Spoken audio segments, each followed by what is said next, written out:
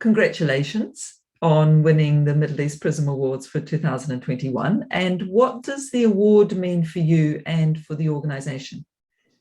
Thank you, Veronica. Thank you for that very kind and warm congratulations, and for the opportunity to share our experience with you. The award really means so much, both to ADNOC and to me personally. First of all, it's a tribute to all our hard work and efforts over the last 2 years or 2.5 years now in building a sustainable coaching culture within ADNOC. It also means formal recognition of our efforts by ICF, the world's largest and most renowned coaching body, in support of our people development interventions and one of our most important pillars at ADNOC, the people pillar. So it's immensely meaningful to us. Mm. Is there a sense of pride for you personally in this? Oh, I can't tell you how much, Veronica. It feels like I won the world over. Very much so, very much so, yeah. I mean, it's always absolutely phenomenal to be rewarded for hard work. And when that recognition comes from, a highly recognized international body, it means so much more. Okay, brilliant. Thank you. So tell me a little bit about the story, about how the organization created this strong coaching culture. Yes, I'd be happy to share that with you. It's quite lengthy because we did go through quite a number of steps, but happy to share those. So we really had a clear vision and strategy as to how we're going to build a strong coaching culture, which was really based on a 3-tier approach. So our first tier was really aimed at building our own pool of internal coaches and hence reducing our reliance on external coaching. So the intention was to have a pool of coaches across the group, and we're 14 companies within ADNOC, who will be formally trained and equipped with the latest coaching skills and techniques to achieve International Coaching Federation certification. So we achieved this through an open application process across our 14 group companies, where candidates had to meet specific application criteria and were selected through a stringent 2-step filtration process. So they actually went through a psychometric assessment, and then we filtered at that level. And then those that were filtered really went through a competency-based interview and again rated and filtered on both levels. And our creme de la creme of potential coaches or our shortlisted candidates were then enrolled in a carefully selected coach training program that was accredited by ICF. We have actually completed 3 cohorts of this program and now have a pool of 76 ICF certified coaches who have provided more than 3,000 coaching hours in just over 2.5 years. So absolutely phenomenal, I think, in that time frame, and we're extremely proud. Our second, sorry, Veronica. Sorry, so I just want to intervene, if I may. Sure. They're incredibly impressive numbers. Yeah. And tell me, one of the things that I remember from ICF literature is, and other case studies, is that people must have the support of the management, the leadership in the organization. So, but tell me a little bit more about that. Sure. And I think, as you rightly said, Veronica, without that support, I think we would not see these numbers. We would not see the program go through. We would not have the pool of certified internal coaches that we have today. I think that support and backing is absolutely essential, and backed by a dedicated budget and resources in terms of human resources. So yeah, absolutely essential to ensure that you're building a sustainable coaching culture. Okay. And was that, did those leaders, had they experienced external coaching before they then? Very much so. I think that's what really helped with them supporting this initiative. The fact that they've had a great experience with external coaches and understood the value of coaching and the value that coaching brings to an organization. So we had awareness sessions both for senior management and then within the organization before actually launching the initiative. So they very much had experienced the value of coaching, and it was really based on that we got great buy-in and great support from senior management. Okay, brilliant. So I know that ICF talks about having external coaching, internal coaching, managers and leaders using coaching skills. I presume you're going to tell me more about the rest of that. So then maybe tell me a little bit more about the rest of the program. Yeah, definitely. So I'll sort of basically go back and continue our second tier as to how we created this coaching culture. So our first tier was really making sure that we try and build a pool of internal coaches by identifying suitable potential coaches, training them to achieve ICF certification. Our second tier really focused on training managers and team leaders to use coaching skills and techniques.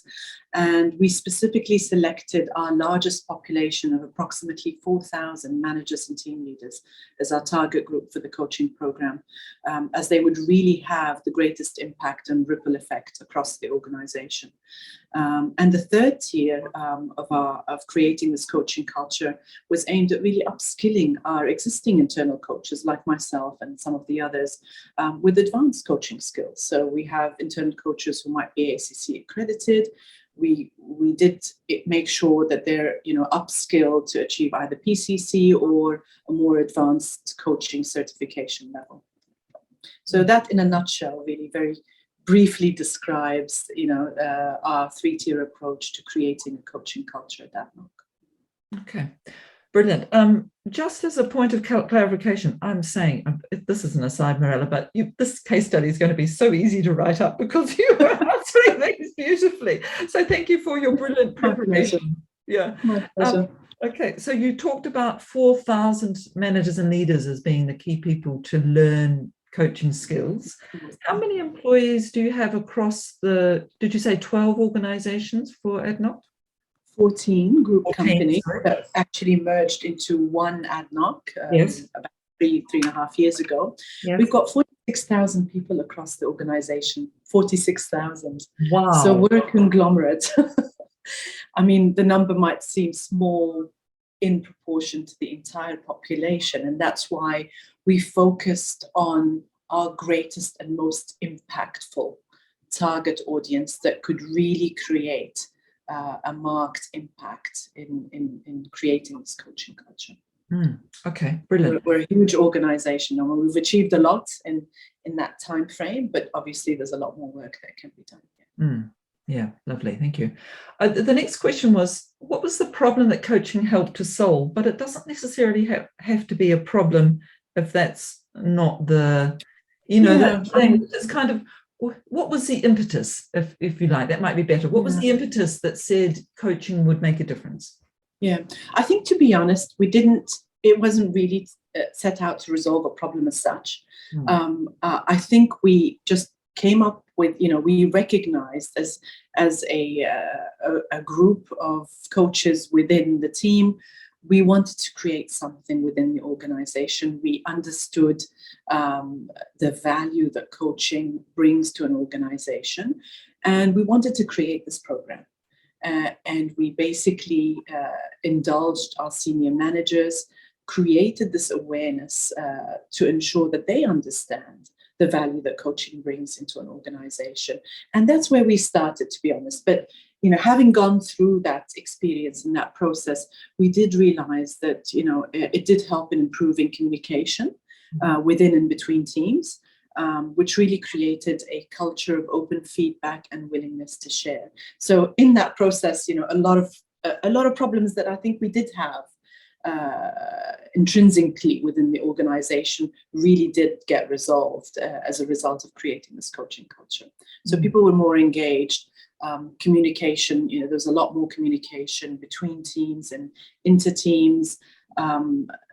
We had a lot of people, or we potentially were working in silos predominantly sometimes, and that that really helped ensure that we're creating an open communication culture. People were talking to each other a lot more and are a lot more engaged. Okay, brilliant. Okay, and I think that rolls in a little bit to what benefits did the organization have from implementing a coaching culture. You've said some of those more intangible benefits. Were there any direct measures that you could say, yes, this changed from X to Y? It's hard to capture quantitative measures, I have to admit, and I think that's that's a catch-22 with coaching. A lot of the impact that we see from coaching is mostly behavioral. So, really capturing that quantitative ROI from coaching is always a debatable argument. But we did observe a marked improvement, as I said, in teamwork. There was less silos, improved communications, which in turn resulted in greater improvements in our corporate culture, increased organizational agility. We now have a culture where feedback is encouraged and people are able to challenge and to be challenged. Ideas flourish and our employees thrive and perform at higher levels as a result of the coaching culture that we created.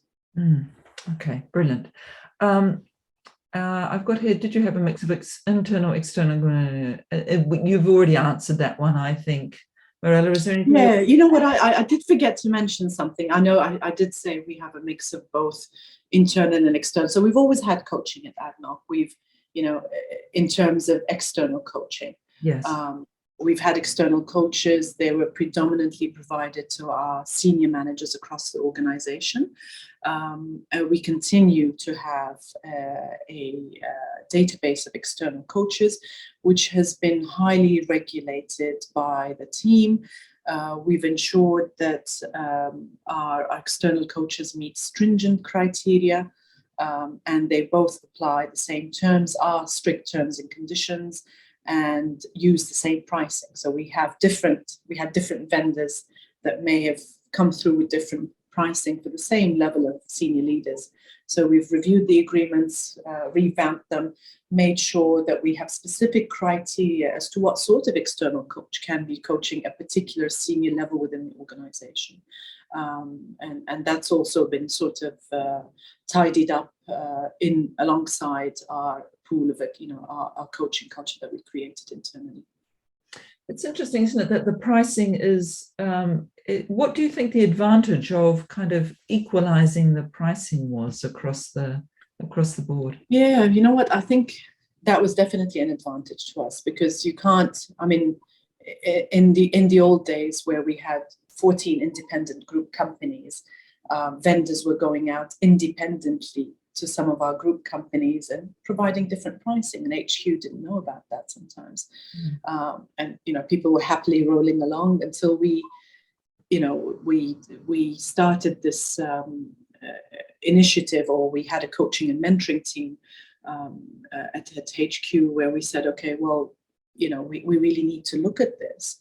And we put together something that we call a framework agreement. And the framework agreement is really a single agreement which allows all of our 14 group companies to access our vendors directly, but using our standard terms and conditions, our standard agreed pricing, which is applicable to all of them. So it really provides flexibility to our group companies, to access external coaches without having to come back to us, except for reporting back. For governance, and we ensure that everyone is operating at the same standard, using the same pricing.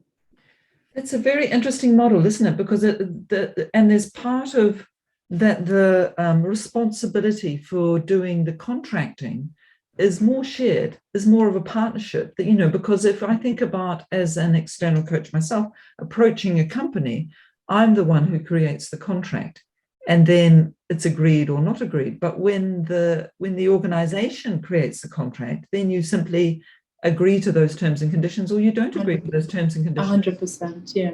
I mean, the coaches that we have under our external coaching agreements are predominantly freelance coaches in the market. They come through our registered vendors. So we have registered vendors with ADNOC that have a database of external coaches, and they would then have to go away and agree with these coaches if they're happy to operate under these terms and conditions and that pricing, and then send that to us and say, look, okay, here's our database of external coaches that we can use for ADNOC.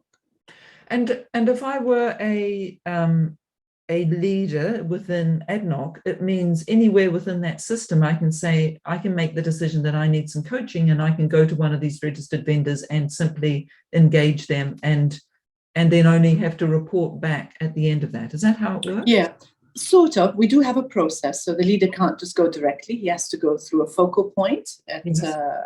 within their group company at a human capital level. We've got a guideline and a process that they need to follow. So they simply need to contact the focal point and say, look, I need external coaching, get approval from their line manager, so that the line manager is aware that this, their direct report is being engaged in external coaching. We're sort of in the loop in terms of reporting, and the focal point will contact the external vendor and arrange for the coaching services. Okay, brilliant. It sounds very easy. We've tried to make it as simple as possible. Yeah. For everyone's convenience, for their, for the group company's convenience, and for our convenience. I mean, we're a small team.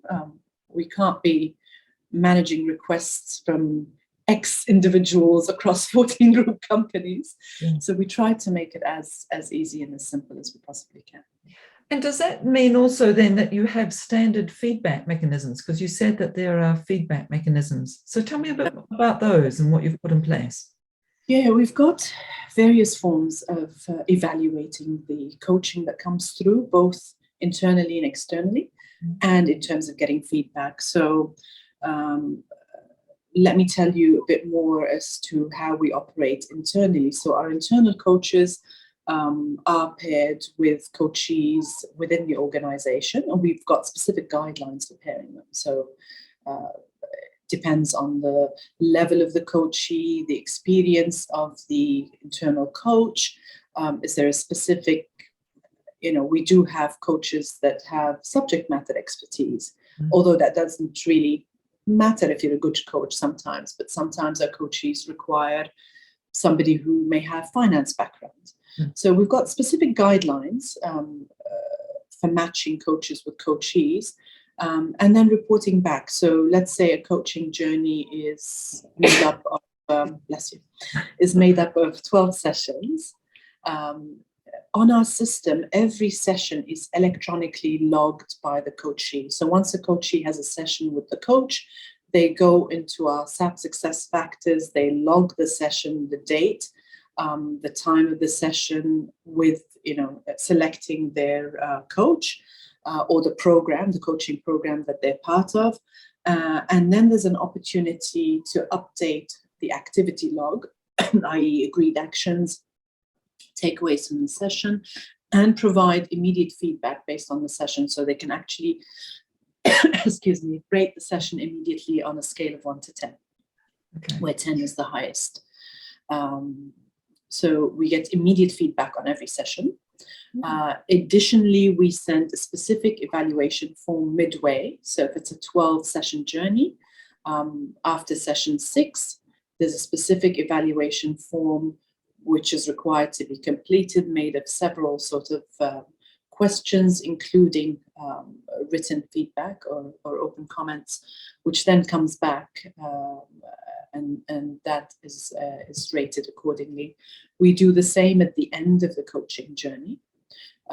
We do, as much as possible, get feedback from stakeholders, so from the coachee's line manager, to see if there's been any change in behaviors. And we do get, we have a specific coaching report that has been designed to capture feedback from the coach themselves as to, how has the coachee progressed, how many sessions have taken place, what were the agreed goals in general, without divulging information, obviously, in line with the ICF ethics and standards, and what percentage of goal achievement was achieved through the scope. This journey. So if we had 3 goals, for instance, at the end of the journey, the coach may say, okay, on goal number 1, we were at 95%, for example. And then generic comments from the coach on, how the journey went, any comments regarding progress of the coachee, etc. Now, similarly, the same thing applies for external coaching. The only difference is we do not allow external coaches access to our proprietary systems, but we maintain the same reporting standards and evaluation standards. That's an awful lot of data for you to manage. It is. Yeah. It is. There is a lot of data, and the beauty of it is it's captured electronically. Yes. So we do get MIS reporting based on what's happening, based on feedback that is received. So it is captured, which is great. And, we can reflect on that data and see, how well is all of this progressing? What changes do we need to make? Where do we need to move the needle next? So that can be very helpful. Interesting, isn't it? Because that gives you data from the perspective of an individual and how someone may be progressing with the goals that they've stated that they want to achieve. And as an organization, where I'm presuming here, well, let me ask it as a clean question instead of me presuming. Overall, what themes have emerged from the collation of all that data? What has been the advantage of the collation of that data? We have observed, specific changes in behaviors. And we know intrinsically from assessments that we do at various levels across the organization, there are specific competency gaps in certain areas for certain levels. So we have seen improvements across these competencies, which is great. We have got feedback on changes in behaviors related to these competencies as a result of the coaching. So what we try to do is map, all of our goals are really based, or all of the coaching is based on an assessment report.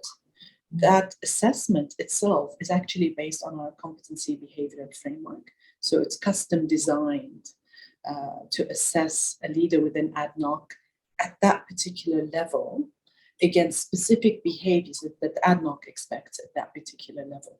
So all of the goals that are basically targeted for a coaching journey are based specifically on competencies and behaviors, or a gap in competencies and behaviors specific to that employee. So we can see so we would have a 360, for example, or a 360 report prior to the coaching journey. And we would repeat the 360 at the end of the coaching journey, and great reflection of the specific competencies or the improvements in competencies and behaviors as a result of that journey. Wow. It's a very thorough system. It's quite, we try as much as possible to, not just fall back on behavioral changes. A 360, at least you've got a specific report and set of competencies that are reflective of an employee at the beginning of the journey, and then you run that and you've got specific feedback about, the actual improvement that took place as a result of the coaching journey. So it's good to have some evidence-based metrics that we use for, measuring the success of the program, or measuring the success of the coaching journey. And kind of sitting in the human capital department for ADNOC, does that also help inform your training and other development needs? 100%. What actually has happened as a result of the culture that we've created, we have now embedded coaching at every single training level within the organization. So just to give you an example, we've got a 3-tier training level for our leaders, or in fact 4. So we have a specific core course that our individual contributors have to go through. Then we have a specific course that our first level managers have to complete. And then we've got one for our senior managers, and then we've got a 4th one for our C-suite and senior executives. So at each of these levels, and for each of these courses that we run, there's a coaching and mentoring element embedded within these courses. Yeah. So we have intrinsically embedded coaching in all of our leadership development programs across the board. So if somebody was to do that senior leadership course, for example, they would then, after the training, they would then have a coaching to back up how they are embedding. Actually, during the training, not during just the after training.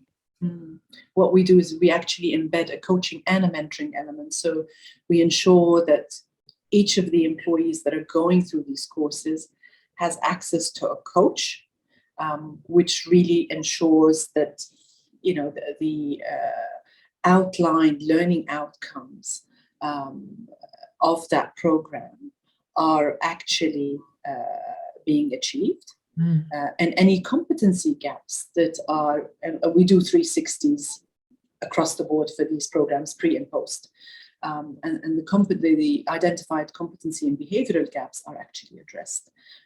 So that is embedded within the heart of the program, not just after the program. We've actually also built a mentoring culture as well. So, you know, they also have access to a mentor to help their career development as well. Okay. It's very rigorous, you know, that's what I'm hearing. It's almost regimented. Almost. Okay, yes, you could call it regimented. And regimented, but flexibly regimented. well, the structure, you know, the structure may be regimented, but the content is very flexible, I'm assuming. 100%. Yeah, 100%. Yeah. Okay. So that took a while, that question. I think we digressed a little bit, but that's all right. But fascinating, because for me, you know, how do you run a coaching culture? You've outlined how do we actually do it, which is really useful, particularly in a large organization. So how sustainable do you think the coaching culture is in ADNOC? Look, to be honest, I mean, we continue to work hard to ensure that we maintain the sustainable sustainable coaching culture through rigorous monitoring of our coaches, ensuring that we grow our internal pool in accordance with ICF's highest standards. Coaching, as I said, has really become a key element that's woven into all of our development programs at all levels, essentially even from entry point. We have a coach and mentor for our entry point employees, all the way, as I had mentioned, to our senior executive programs, and will remain integral to the organization's talent development strategy. Since the award, well, even prior to the award, we actually also joined Coaching and Organizations, CIO, to ensure our coaches connect with a global network of like-minded organizations and individuals to learn and share best practice and to keep abreast of the latest activity and industry research in coaching. We've also created internally something that we call the ADNOC Community Conversation, which is a platform where our coaches meet regularly to discuss pertinent issues related to their development and the coaching industry. We also keep our coaches continually updated through a dedicated Yammer and a WhatsApp channels that we've created for our coaches, and continue to expand our dedicated budget and resources for coaching. So, I mean, these are the key elements that we have put in place to ensure that as much as possible we maintain and grow the sustainable coaching culture. Okay, brilliant. Thank you. And what does the future of the organization look like, and how has that changed from what it did look like prior to the coaching culture? What I would say is, I mean, it's very clear now, and I think we have redesigned and revamped all of our leadership development programs to ensure that coaching has become an intrinsic part of the organization, and it has done so in such a short time span.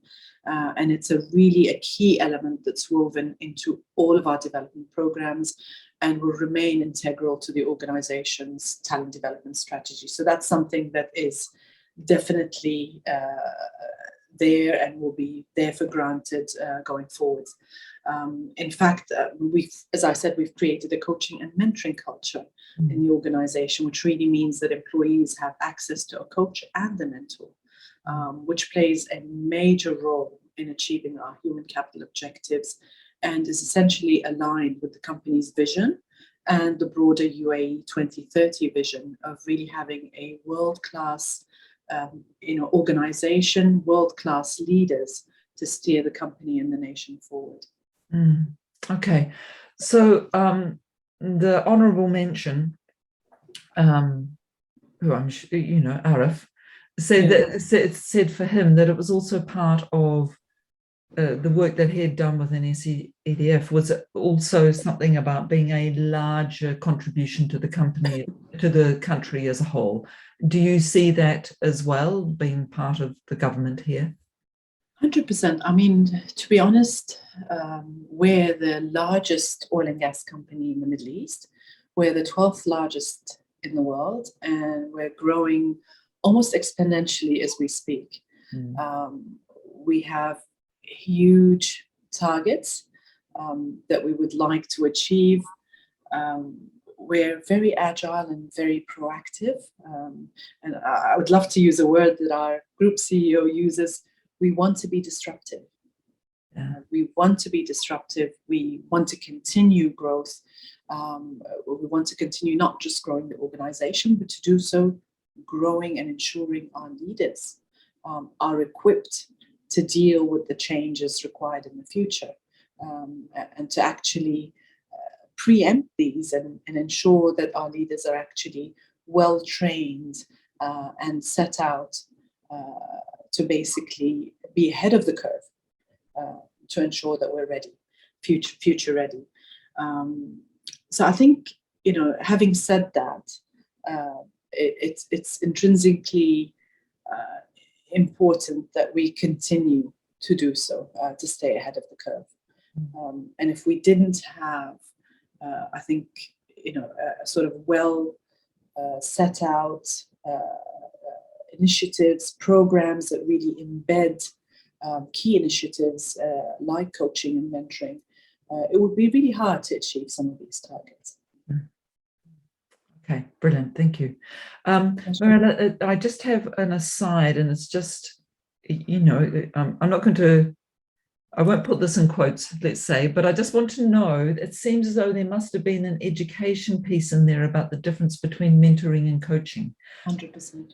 Yeah. And that has happened early on. So even in the awareness sessions that we created before starting to open applications for potential coaches to apply to our coach training program, we had awareness sessions across the group. And part of that awareness deck is, a couple of slides on, so what is the difference between a coach, a mentor, a facilitator, or a trainer, a consultant, and a very clear awareness on, what is expected if you apply to this program. What is the process that you're going to have to go through? What are the resultant outcomes of this program? And what's expected of you afterwards? So all of that was made very clear at the onset in our awareness sessions. Our application process actually included all of the stringent criteria that we put together for potential coaches to apply to the program. So including, again, what are the expectations and what is expected of them upon completion of the program. Yeah, okay.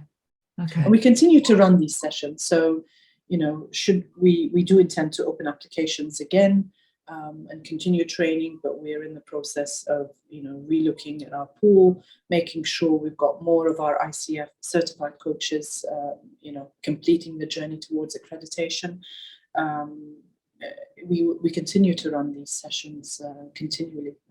In fact, yesterday I had a mentorship training session for one of our group companies. And again, we also make it very clear that, as a mentor, this is what's expected of you. And this is what, you can do as a mentor. However, as a coach, you wouldn't be giving advice. This is how a coach operates, but this is how a mentor is expected to operate. So we always make that differentiation quite clear, to all our mentors and to all our coaches are aware because they're in the business, but our mentors are actually internal and senior internal employees within the organization. So that awareness is always, it's always made clear, and we continue to have these sessions. Okay. All right, that's lovely. Anything else that you would like to add? Yeah, nothing but to say that, you know, we're still work in progress. Achieving the ICF Prism Award is a feather in our, you know, a feather in our cap, as we say, but there's still a lot more that can be done. There's still a lot more that we would like to do. We would like to give back to the nation, as you said. We're a huge organization. I think having the ripple effect of this cascade through our large organization and hopefully maybe get to a point where hoping we can one day establish an academy, a coaching academy within ADNOC, where, you know, where we can engage or you know, have other companies replicate what we're doing and show them how we went through this. That's another level, another aspiration, but yeah, lots to be done. Lots to be done in the future. Yeah. Okay, brilliant. I just have one, and I suppose it's at a personal level, kind of as an employee. I presume you're an employee because you're. I am. Yeah? I'm a full-time employee. Yes. You're a full-time employee. Okay, so as an employee, what's it like to work in now compared to what it was like to work in before the coaching culture? Lovely question. Look, to be honest, I think it's a huge difference. I mean, because I was part of creating this from scratch, and we didn't have anything in place except for, as I said, like, you know, some external coaching going on, which was perhaps not so regulated and monitored as we do now. So I think being part of that journey and seeing the impact that journey continues to have across our coaches, across our coachees, across the organization, it's absolutely phenomenal. I think it just makes you feel absolutely proud that you're part of that team, part of that organization, and part of creating this coaching culture. It's almost like, you know, having your own baby and seeing it grow day by day. If I had to use an analogy, probably that would be the closest thing that comes to mind, really. So yeah, it's been an absolute pleasure of a journey. Lots of hard work. Nothing comes without hard work. But, you know, if hard work is accompanied by a Prism Award or success that rewards that hard work, it's absolutely even more fantastic. Yeah, brilliant. Thank you. And it you know, just kind of your smile says it all, you know. gives it away all. Yeah, well, I think I'm just so passionate about it, so it does feel like it's my own baby. Well, I feel like I'm running my own business here, but I am a full-time employee. So, well, and we talk about you know, organizations having purpose and meaning and all those sorts of things, and your work has, and you've achieved it, and there's always a sense of pride in that, is what I'm hearing. Yeah. It's kind of like, today I've done my bit, you know. I think the bit never finishes. I mean, to be honest, because you wrap up the day, you know, probably several hours after you're supposed to have wrapped up officially, but, you know, and you think, okay, what else can I do? Oh, okay, maybe we can do this, maybe we can do that. And new things come up all the time. You know, new ideas, new challenges. How can we improve? How can we continue the success that we've achieved? And I think what's really helped Veronica is the fact that we do have a very clear vision from senior management, and it's cascaded very clearly across the organization. And I think without that, it would really be hard to achieve what we've achieved. And part of that vision, our group CEO is very clear on the benefits of coaching within an organization. In fact, he himself said, you know, an organization that really has key leaders within the organization, these would be leaders that are trained and coached. So he himself, right at the top, recognizes the value and the benefits of coaching. Brilliant. Okay, that seems like a perfect place to end. Lovely. Thank you very much. My absolute pleasure. Your time and your patience and all the rest of it.